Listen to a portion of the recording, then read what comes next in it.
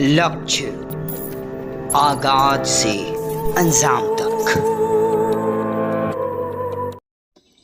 सिवान जिला के रघुनाथपुर विधानसभा से तेज प्रताप यादव की पार्टी जनशक्ति जनता दल के उम्मीदवार पशुपतिनाथ चतुर्वेदी ने अपने काफिले के साथ रघुनाथपुर से नामांकन के लिए सिवान रवाना हुए।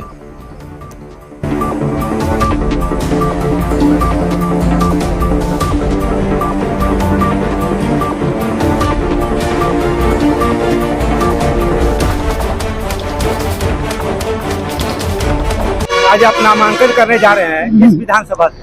हम 108 रघुनाथपुर विधानसभा क्षेत्र से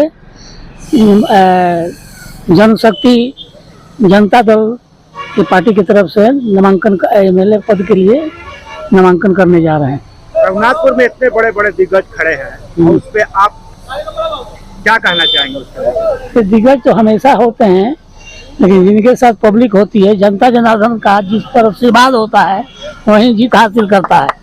आपका मुख्य मुद्दा क्या है रघुनाथपुर से? हम का 11 सूत्री हमारा घोषणा पत्र जारी हो चुका है।